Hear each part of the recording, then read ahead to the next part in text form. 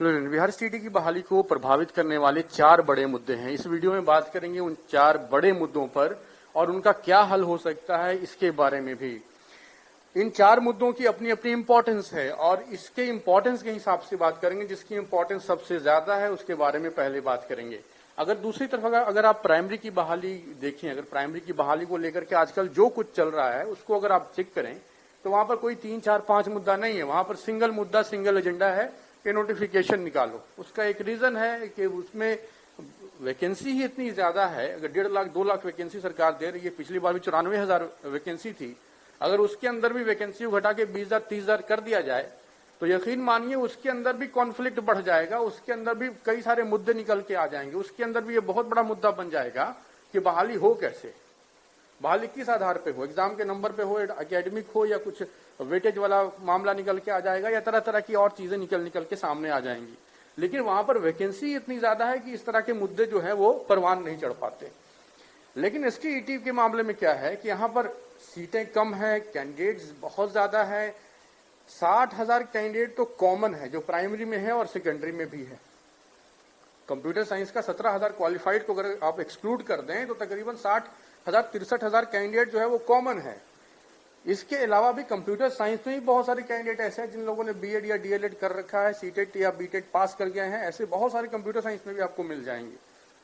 और जिसके पास नहीं है उसने सर्टिफिकेट बनवा रखा है, वो भी एक ऑप्शन है आज के टाइम पे। सरकार कौन सा पकड़ लेती है इसके बारे में पहले ही मैं बहुत बात कर चुका हूं।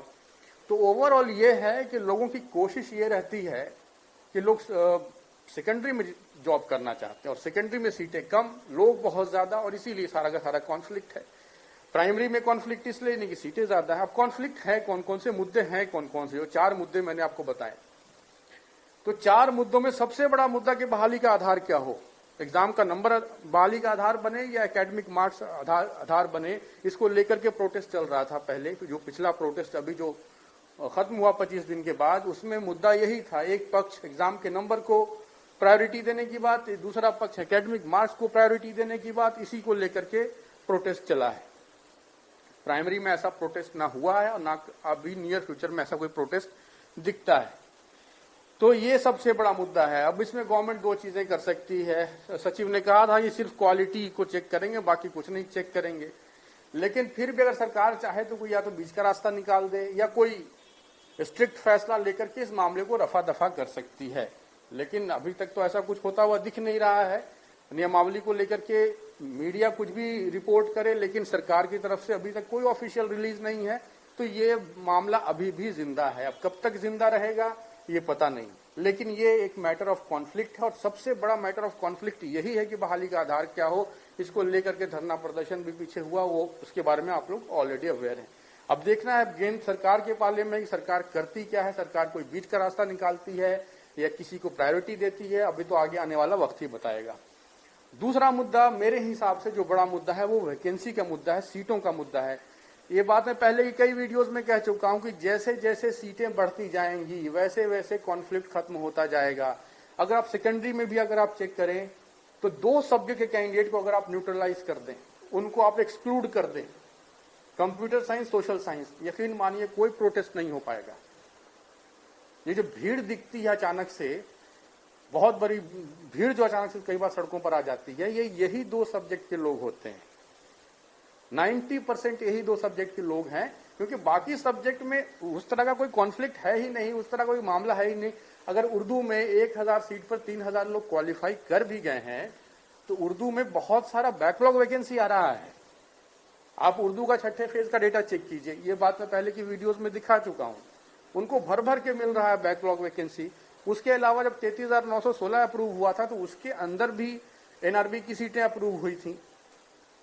ठीक यही कंडीशन जूलॉजी का भी है। तो कहने का मतलब कि बाकी सब्जेक्ट में इतना कॉन्फ्लिक्ट नहीं। अगर कहीं 5,000 सीट पर 7,000 लोग मैथ में क्वालिफाई कर गए या इसी तरह का और भी कई सब्जेक्ट के अंदर हो गया तो बैकलॉग वैकेंसी इतनी आ जाएगी, ज्यादा से ज्यादा कैंडिडेट एकोमोडेट हो जाएंगे। कुछ एक कैटेगरी के अंदर जो हाई कंपटीशन वाली कैटेगरी है वहां पर थोड़ा सा कंपटीशन हो सकता है, लेकिन 90% कैंडिडेट तो बेफिक्र है। उसे पता है कि हमारी सीटें ठीक ठाक है, बैकलॉग भी आ रहा है और हमारी जॉब तो पक्की है। लेकिन ये जो 2 सब्जेक्ट है यहीं पर मामला अटका हुआ है। अब सीटों को लेकर सरकार ये कर सकती है कि कंप्यूटर साइंस और सोशल साइंस की सीटें बढ़ा दें, कंप्यूटर साइंस में कम से कम 5,000 सीट और 9-10 हजार सीट अगर सोशल साइंस में हो जाए, तब आप यकीन मानिए कि प्रोटेस्ट खत्म ही हो जाएगा। अगर ये काम सरकार कर दे, ये एक नोटिस निकाल दे, कंप्यूटर में 5,000 सीट दे रहे हैं और सोशल साइंस के अंदर 9,000 10,000 सीट दे रहे हैं, तो ये जो भीड़ दिखती है अलग अलग प्रोटेस्ट के अंदर, सेकेंडरी वाले प्रोटेस्ट के अंदर, ये प्रोटेस्ट खत्म हो जाएगा, क्योंकि भीड़ आएगी ही नहीं। अब 5,000 सीट कंप्यूटर में देने का क्या मतलब है कि 7-8 हजार 9,000, हार्डली 8 से 9,000 लोग होंगे जो कि एलिजिबिलिटी क्राइटेरिया को मीट करते हैं। अब 5,000 सीट आ जाएगी, उसमें क्या होगा कि ज्यादातर कैंडिडेट की जॉब पक्की हो जाएगी 50% से ऊपर। अब 17,000 की भीड़ दिख रही है, वो सब भूल जाइए, वो बहुत ज्यादा इनएलिजिबल कैंडिडेट उसके अंदर है। तो 8,000 9,000 के आसपास जो एलिजिबिलिटी क्राइटेरिया को मीट करते हैं, जो फुलफिल करते हैं, वैसे कैंडिडेट्स के दरमियान में अगर आप चेक करेंगे तो ज्यादातर की जॉब हो रही है। बाहर कौन होगा कैंडिडेट जिसका एकेडमिक भी डाउन है, जिसका एसटीटी मार्क्स भी डाउन है, दोनों का दोनों डाउन है, फिर तो कैंडिडेट के लिए मुसीबत है। अदरवाइज किसी एक पक्ष भी में भी आप अगर अच्छा किए हैं, आपका कोई एक पक्ष भी मजबूत है, तो एक उम्मीद तो रहेगी 5,000 सीट आने पर कि जॉब हो सकती है। बाकी आगे सरकार कैसे बहाली करती है इस बात को लेकर अभी क्लैरिफिकेशन नहीं है, लेकिन अगर किसी का कोई एक पक्ष भी अच्छा है तो वो उम्मीद लगा सकता है कि कम से कम ये बात तो पक्की है। ठीक यही कंडीशन सोशल साइंस में भी है। जो 26,000 दिखती है उसमें 4-5 हजार लोग सब्जेक्ट कॉम्बिनेशन की वजह से बाहर होंगे, जो आधे लोग बचेंगे उसमें से अगर 9-10 हजार सीट दे देती है गवर्नमेंट तो आधे लोगों की जॉब हो जाएगी। और उसमें भी फिर वही मामला चलेगा जो मैंने कंप्यूटर साइंस का कहा पीछे। तो ओवरऑल ये है कि गवर्नमेंट अगर चाहे तो सीट बढ़ा करके जो अभी का एजिटेशन है, जो अभी का जो फ्रस्ट्रेशन है कैंडिडेट्स के बीच में, इसको काफी हद तक न्यूट्रलाइज कर सकती है गवर्नमेंट, इस बात में कोई डाउट नहीं है। लेकिन ऐसा कोई घोषणा तो होता नहीं, गवर्नमेंट को ये पता ही नहीं है शायद कि इस प्रोटेस्ट को कंट्रोल कैसे करना है, कैसे कैंडिडेट के रियल इश्यूज को एड्रेस करना है। लेकिन सीट बढ़ाना एक बहुत बड़ा मुद्दा है और इन दो सब्जेक्ट के अंदर किसी भी हाल में सीट बढ़ना ही चाहिए। और अगर सीट नहीं बढ़ा, सिर्फ बहाली के आधार के बारे में बात करने से नहीं होगा। सीट नहीं बढ़ा तो यकीन मानिए बहुत बड़ा कॉन्फ्लिक्ट आगे चल के क्रिएट हो जाएगा और फिर जो प्रोटेस्ट है और जो तरह तरह के ड्रामे चलते रहते हैं वो फिर और हो सकता है कि बढ़ जाए आगे आने वाले टाइम पे। तो ये तो हो गया दूसरा मुद्दा। तीसरा मुद्दा है काउंसलिंग का, बहुत बड़ा मुद्दा है ये। अब फिजिकल एजुकेशन टीचर की अगर आप देखें तो 8-8.5 हजार सीट था, 3-3.5 हजार कैंडिडेट थे, फिर भी सबकी जॉब नहीं हो पाई। 2,000 की जॉब हो गई, बाकी लोग घूम रहे हैं। बाकी लोगों की अभी काउंसलिंग की पीछे डेट आई थी। ये सब क्यों हुआ? ऑफलाइन काउंसलिंग की वजह से। एक कैंडिडेट 20 नियोजन इकाई में अप्लाई करेगा, उसका 20 जगह पर नाम रहेगा, जाएगा तो कहीं एक जगह पर ही। अब ये कैसे कोई डिसाइड करेगी उसको किस वाले में जाना है कि उसकी जॉब हो जाएगी? ये तो फिर मैटर ऑफ लक हो गया कि आप उसी नियोजन इकाई का आप सिलेक्शन करेंगे जहां पर कम लोग आ रहे हैं। तो ये मैटर ऑफ लक नहीं होना चाहिए, मैटर ऑफ मेरिट होना चाहिए कि कैंडिडेट से एप्लीकेशन ऑनलाइन लेकर के कैंडिडेट का सिलेक्शन किसी एक ही नियोजन इकाई में होना चाहिए। अगर एक ही नियोजन इकाई में कैंडिडेट सिलेक्ट होगा तो उसकी जॉब पक्की हो जाएगी। लेकिन अगर 10 नियोजन इकाइयों में कैंडिडेट का नाम रहेगा, ऑनलाइन वाले में भी, तो फिर वही बात हो जाएगा जो पहले अभी तक होता आया है। उससे कोई फायदा नहीं है।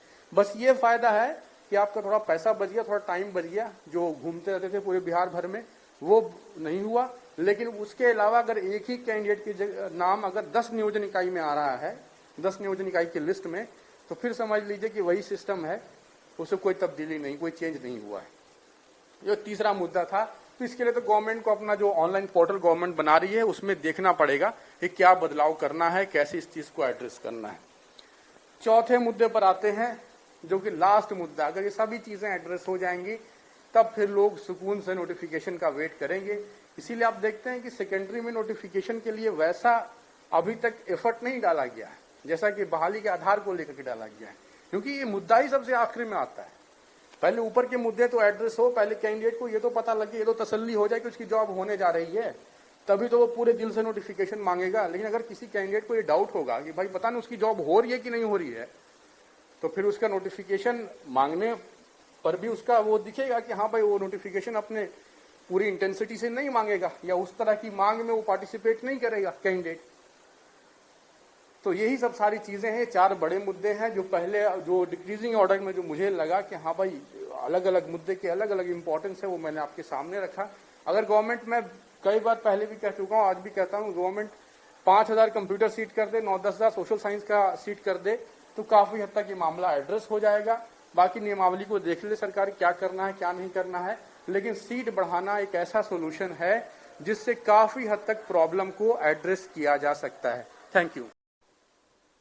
बिहार स्टेट की बहाली को प्रभावित करने वाले 4 बड़े मुद्दे हैं। इस वीडियो में बात करेंगे उन 4 बड़े मुद्दों पर और उनका क्या हल हो सकता है इसके बारे में भी। इन 4 मुद्दों की अपनी अपनी इंपॉर्टेंस है